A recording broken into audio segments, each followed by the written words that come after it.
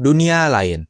Dunia Lain dan penerusnya Masih Dunia Lain adalah pelopor acara realitas horor modern di televisi Indonesia yang paling fenomenal dan mencetak standar baru bagi tayangan mistis sejak awal tahun 2000-an. Acara yang awalnya tayang di Trans TV ini dipandu oleh pembawa acara ikonik Hari Panja.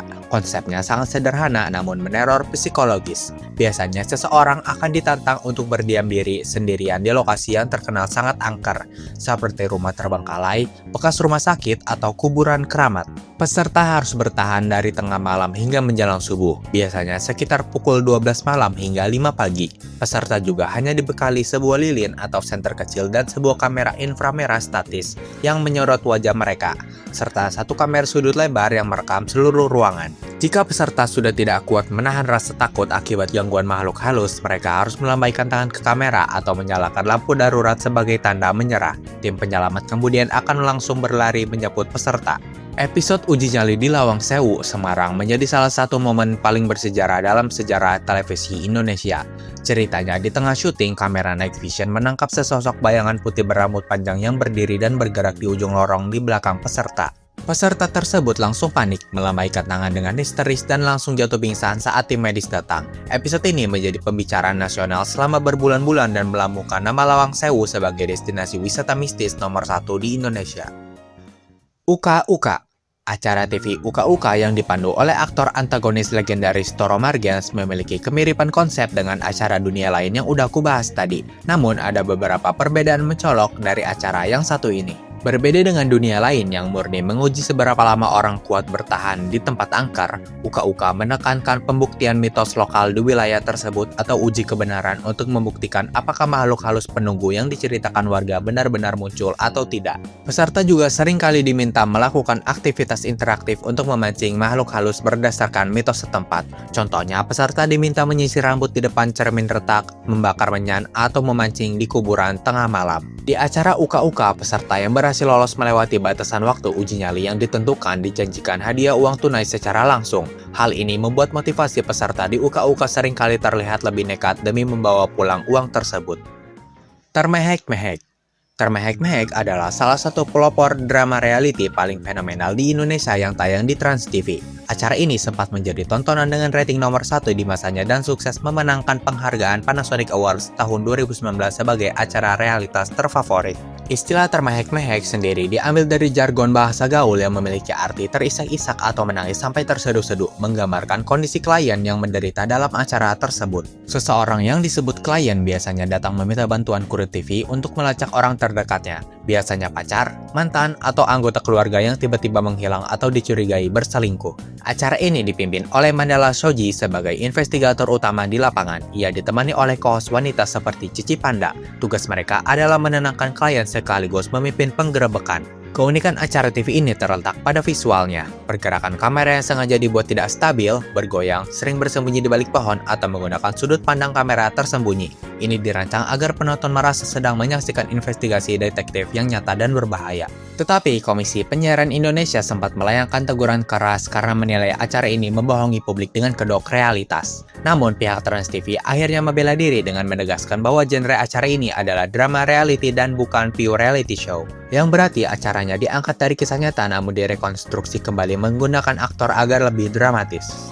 Setelah penonton mulai bosan dengan formula drama yang monoton dan menyadari bahwa konfrontasi tersebut hanyalah acting, rating acara ini merosot tajam. Termehek-mehek akhirnya resmi dibungkus dan berhenti tayang di televisi sekitar tahun 2012 hingga 2014.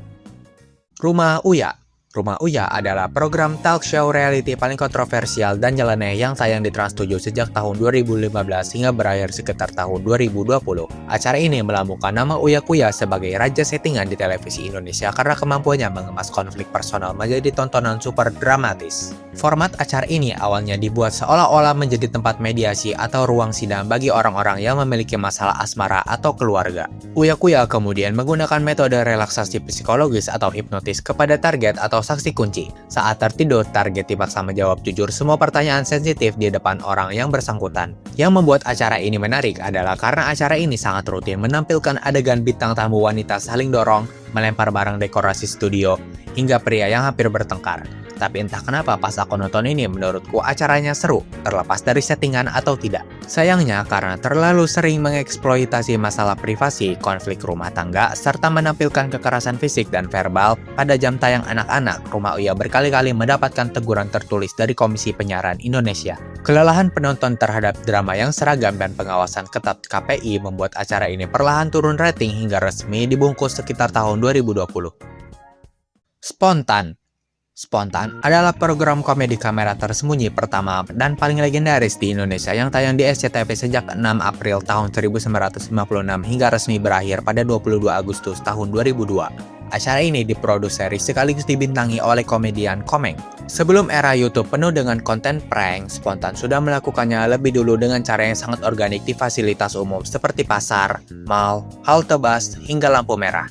Kru Spontan akan meletakkan barang-barang aneh atau membuat situasi absurd untuk melihat reaksi spontan dari masyarakat yang tidak sadar bahwa mereka sedang direkam. Contoh kejahilannya meliputi patung manekin pakaian di toko yang tiba-tiba bergerak dan menyapa pembeli, atau dompet di lantai yang diberi benang pancing sehingga selalu menjauh saat ada orang yang ingin mengambilnya. Setelah bertahan selama 6 tahun dengan ratusan episode, Spontan akhirnya resmi berhenti tayang pada tahun 2002. Keputusan ini diambil karena formula kamera tersembunyi mulai banyak ditiru oleh stasiun TV lain, serta padatnya jadwal pribadi Komeng di program televisi yang berbeda. Meskipun sudah dibungkus lebih dari 2 dekade lalu, format komedi Spontan diakui oleh para komedian modern sebagai cetak biru dari konten komedi situasi dan prank kreatif di Indonesia. Katakan Cinta adalah pelopor acara realitas pertama dan paling viral di Indonesia yang tayang di RCTI mulai tahun 2002 hingga sekitar tahun 2004. Acara ini dipandu oleh pembawa acara ikonik Vira Razak sebagai high quality jomblo dan Ivy Batuta.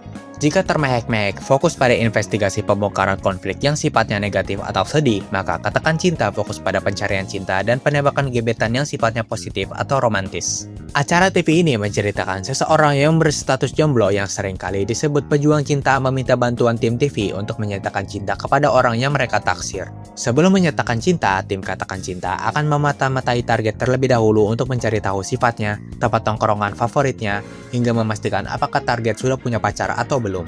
Hal yang membuat acara ini sangat nyeleneh dan selalu menjadi bahan obrolan anak sekolah zaman dulu adalah cara penembakannya yang sangat berlebihan. Misalnya, berpuisi menggunakan pengeras suara di tengah kantin kampus, bernyanyi di atas meja kafe sambil membawa mawar, atau berlutut di tengah keramaian mall. Katakan Cinta berakhir masa tayangnya setelah tren televisi bergeser ke acara musik dan komedi di pertengahan era 2000-an. Namun, format nembak gebetan ini menjadi inspirasi utama bagi puluhan acara percintaan TV setelahnya. Tolong atau sering disebut reality show Tolong adalah program sosial eksperimen pertama dan paling legendaris di Indonesia yang tayang di SCTV sejak awal tahun 2000-an. Acara ini diproduksi oleh Triwarsana dan sukses memenangkan penghargaan sebagai salah satu acara realitas terfavorit di masanya. Formula acara ini sangat konsisten di setiap episodenya yang dirancang untuk menguras emosi serta air mata penonton. Ceritanya seorang aktor atau aktris berdandan sangat lusuh dengan pakaian copang-camping agar terlihat seperti orang miskin, pengemis, atau gelandangan. Target penyamaran ini kemudian berjalan di tempat umum seperti trotoar jalan, pasar tradisional, atau stasiun dan mendekati orang-orang asing untuk meminta bantuan kecil yang sangat mendesak. Contohnya meminta uang Rp500.000 untuk membeli obat anak yang sakit, meminta sisa makan karena kelaparan, atau meminta tolong diantarkan karena tersesat.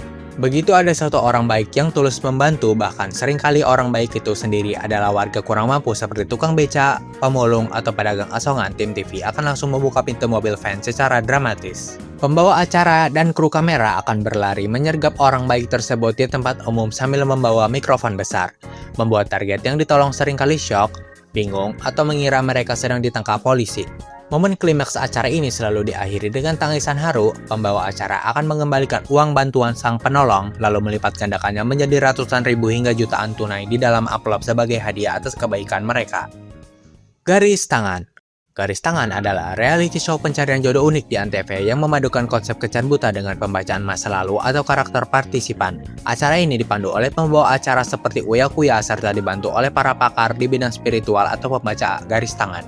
Acara ini diikuti oleh puluhan kandidat pria dan wanita yang berjuang menemukan cinta sejati mereka. Para ahli kemudian membaca karakter, tabiat, dan sisi gelap masa lalu dari calon pasangan. Yang membuat acara ini aneh adalah ketika peserta saling memberikan relaksasi atau hipnotis untuk membongkar rahasia atau masalah yang mereka tutupi, memastikan kejujuran sebelum melangkah ke jenjang yang lebih serius. Garis Tangan season pertama di Antv resmi mengakhiri masa tayangnya pada awal tahun 2020 setelah pertama kali mengudara pada 11 Oktober tahun 2019. Namun, acara ini sempat mengalami beberapa siklus penayangan ulang, perubahan format acara, hingga peluncuran musim baru.